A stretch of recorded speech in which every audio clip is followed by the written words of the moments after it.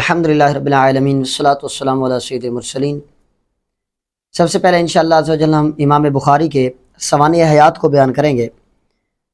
علامہ شمس الدین احمد بن محمد بن خلقان رحمۃ اللہ تعالیٰ علیہ فرماتے ہیں، امام بخاری کا جو اصل نام ہے محمد ہے اور آپ کی کنیت ابو عبداللہ ہے، یعنی یوں آپ کا نام بنتا ہے ابو عبداللہ محمد بن ابو الحسن اسماعیل بن ابراہیم بن المغیرہ بن احنف البردزبہ الجافی رحمۃ اللہ تعالیٰ علیہ۔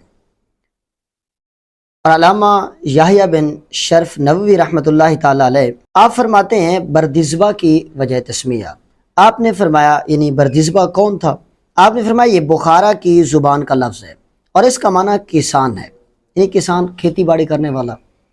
فرمایا بردزبہ مجوسی تھے اور اسی مذہب پر فوت ہو گئے، اور ان کے بیٹے المغیرہ نے بخارا کے والی الیمان البخاری الجافی کے ہاتھ پر اسلام قبول کیا، تو اس لیے آپ کو جو ہے جافی کہا جاتا ہے کہ جن کے ہاتھ پر اسلام قبول کیا گیا ان کی نسبت جافی تھی، تو اس نسبت سے آپ کو جافی بھی کہا جاتا ہے۔ اور حافظ ابو بکر احمد بن علی الخطیب البغدادی رحمۃ اللہ تعالیٰ علیہ آپ نے بھی کچھ کلام فرمایا ہے امام بخاری کے بارے میں۔ آپ فرماتے ہیں بردزبہ مجوسی تھے، اسی پر فوت ہو گئے، اور مغیرہ بن بردزبہ نے والی بخارا عبداللہ بن محمد المسند الجافی کے ہاتھ پر اسلام قبول کیا۔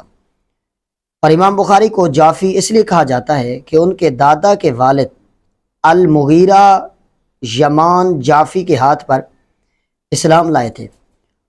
اور حافظ ابو بکر احمد بن علی خطیب بغدادی نے ایک بات کا اضافہ کیا ہے، آپ نے فرمایا امام بخاری محدثین میں ایسی شخصیت ہے، یعنی کہ حدیث پاک لینے میں آپ نے فرمایا انہیں مسندی بھی کہا جاتا ہے۔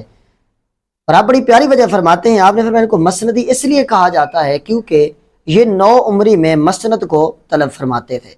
وہ مسند کیا تھی؟ آپ نے فرمایا 9 عمری کے اندر اللہ نے ان پر ایسا فضل و کرم کیا کہ یہ 9 عمری میں ہی جو ہے حدیث کی سند کو روایت کرنا، جیسے 10 سال 11 سال کے بارے میں مورخین نے لکھا ہے، فرمایا یہ مسند کو طلب فرماتے تھے۔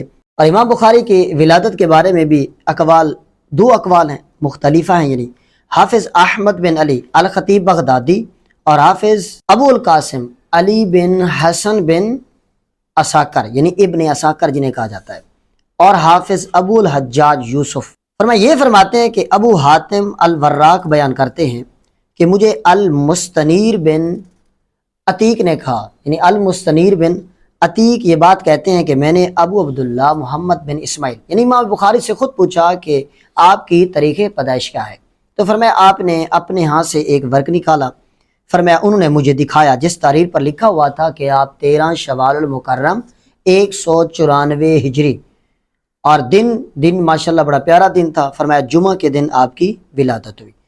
اور ایک اور بھی روایت ہے آپ کی پیدائش کے بارے میں، الحسن ابن حسن البزاز یہ فرماتے ہیں کہ میں نے بخارا میں امام بخاری کو دیکھا، وہ بوڑھے تھے، ان کا جسم کمزور تھا، اور فرمایا نہ بہت لمبا قد تھے اور نہ بہت چھوٹا، یعنی کہ درمیانہ قد تھا۔ فرمایا وہ 13 شوال المکرم 194 ہجری کو پیدا ہوئے، اور فرمایا 256 ہجری کو آپ نے دنیا سے پردہ فرمایا۔